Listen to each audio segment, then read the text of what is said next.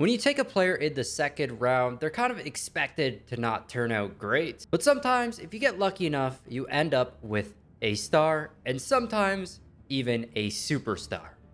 And in today's video, we're going to be taking the best second round picks in the NBA, putting them all on the same team, and we're going to be seeing if together they can win an NBA championship. Let's just get right into the team and see who we have. So going over our team from the best to the worst players on our team, of course, on top, we got Nikola Jokic, one of the greatest second round picks in NBA history. I mean, he went 11th in the second round in 2014, and you could say he's the best center from that class. I mean, there's him and there's also Joel Embiid. And there's definitely an argument for Jokic being the better center.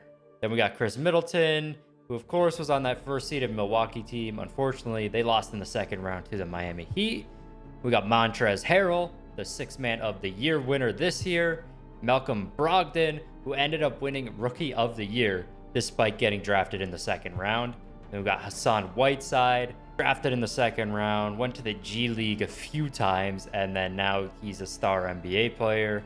We got Lou Williams, one of the greatest sixth man in NBA history. Goran Dragic in the conference finals with the Heat right now.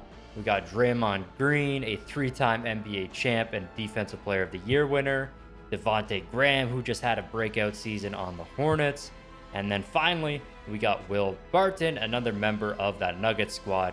And another reason why that team is so good. But unfortunately, he's actually injured right now. So I don't know if he's going to come back or when he's going to come back. But I mean, he would be a huge help to the team. And I did decide to go with a 10-man roster for this video. So a few guys that didn't make the squad were super close. We got Norman Powell, Marc Gasol, Josh Richardson. I just think at this point in time, Will Barton was the best fit for the team. Because I actually have two players at each position.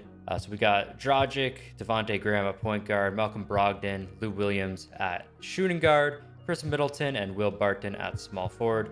So Will Barton fit in nicely as the second small forward on the team. We got Montrezl Harrell and Draymond Green at power forward, and then Jokic and Hassan Whiteside at center. So that is going to be the team, your starters and your backups all right there. I also created custom jerseys, logos, and an arena for this as well.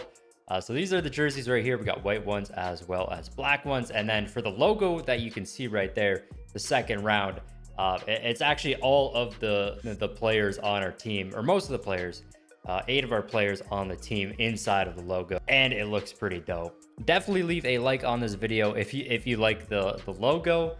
And subscribe if you aren't already. We're on our way to 400,000 subscribers, getting super close. But let's hop into the season, see how well this team can do. All right, so we made it to AllStar Weekend, and LeBron, Giannis are two captains, and we actually only have a single player from our second round picks team on the team, and that is going to be Nikola Jokic as a reserve for Team Giannis. So I was hoping we'd at least get 2 players in there. I mean, we got some great guys on our team.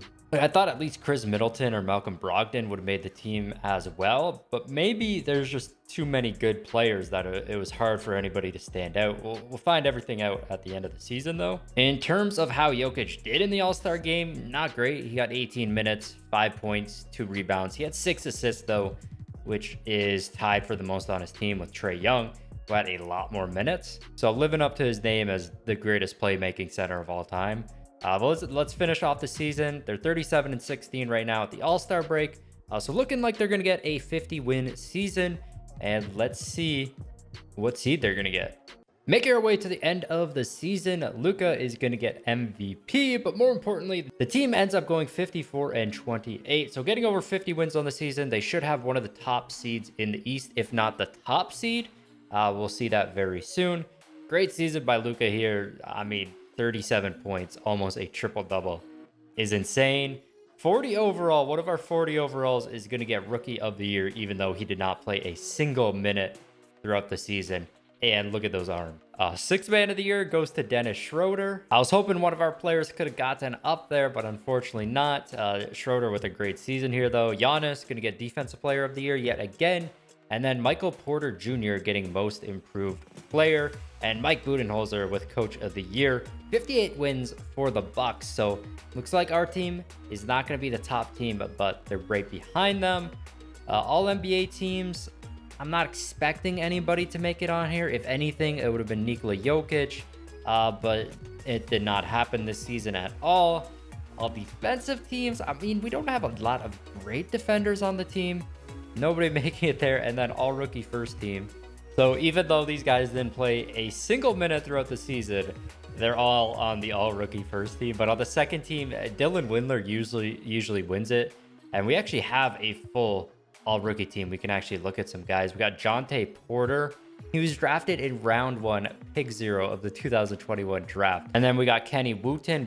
I don't know how to pronounce his name at all, but looks like he was on that 2-way contract. So we got to get a few minutes in the NBA. I believe right now he's just in the G League. Team of second round picks gonna end up getting the 3rd seed in the East behind the Bucks, who did lose out on Chris Middleton. So this is the Chris Middleton-less Bucks, and they're still doing really good. Of course, they did not perform this year in the playoffs, so I highly doubt that they would do this good without Chris Middleton. Celtics gonna get the 2nd seed with an uninjured Gordon Hayward.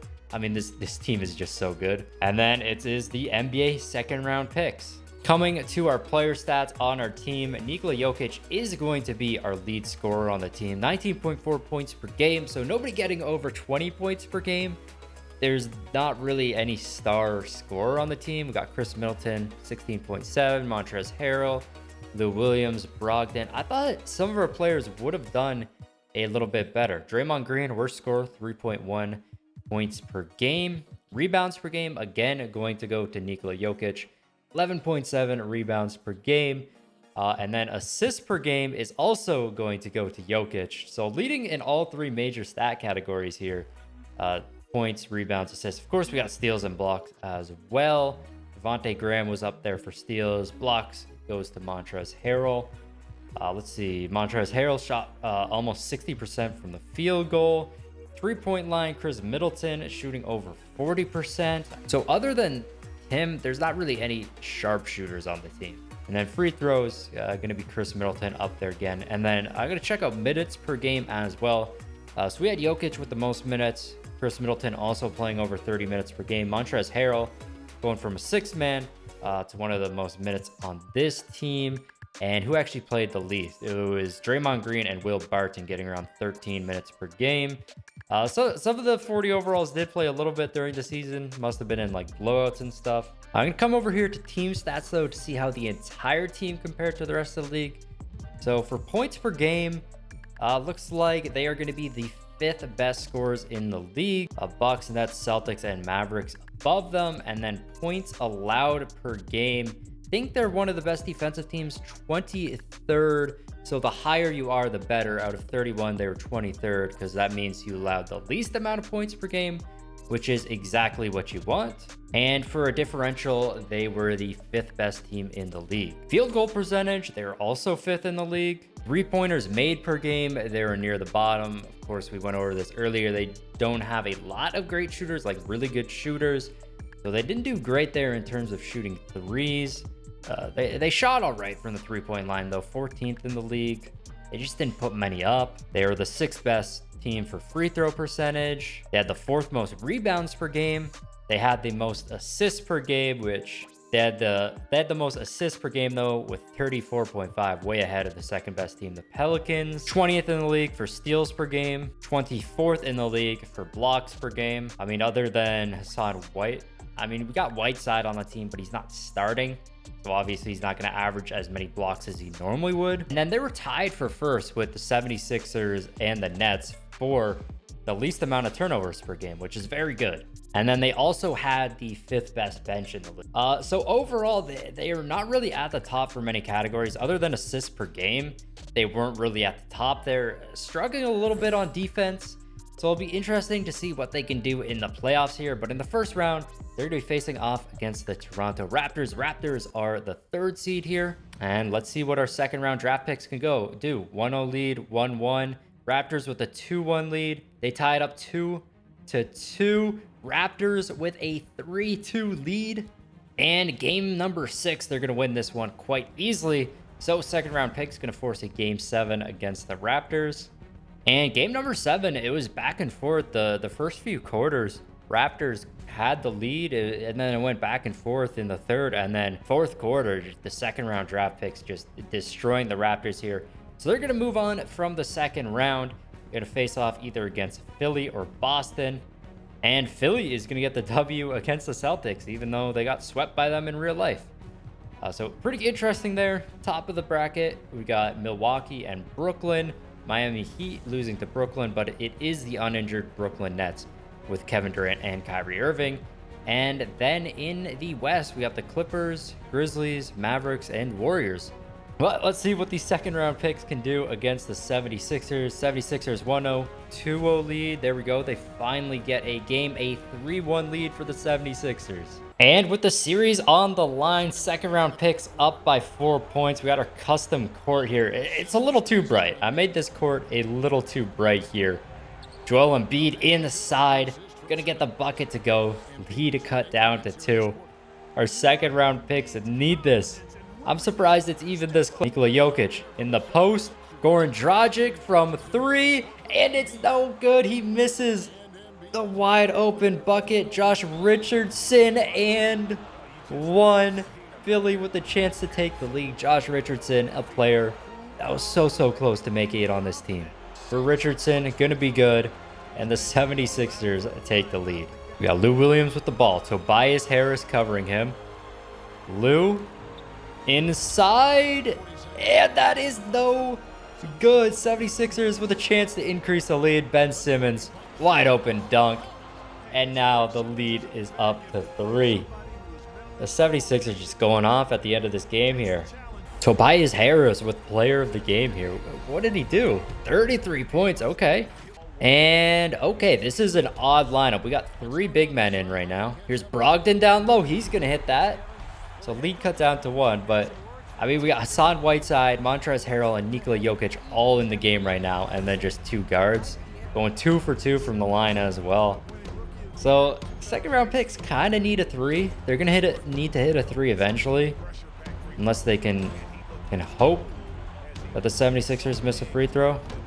Here's Jokic in the post, and there's a kick ball. So it looks like they're double teaming Jokic in the post. Okay, Chris Middleton is fouled out. He has 6 fouls, so that makes sense why he's not in there. He only played 20 minutes before fouling out, which kind of sucks because he would have been huge in the final moments here. Here's Dragic fading. That's no good. Montrez with the board. Dragic again from 3. That's no good. And I think that's going to be the end of the line there. 4.3 seconds left. Unless the Philly bricks both of these and then they get like a half-court shot, but with Josh Richardson at the line, that's just not going to happen.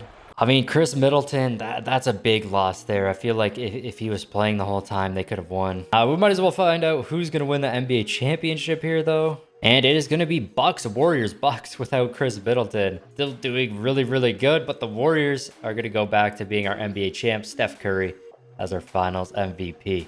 So yeah, pretty disappointing there. Thought they would have done a little better. Team of second round picks.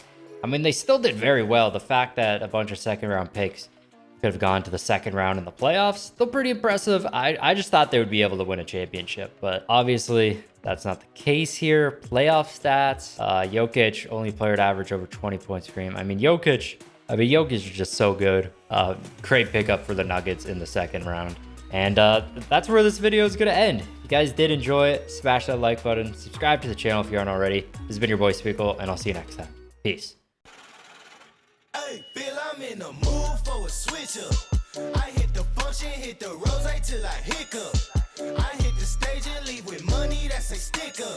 She picture perfect, so I told her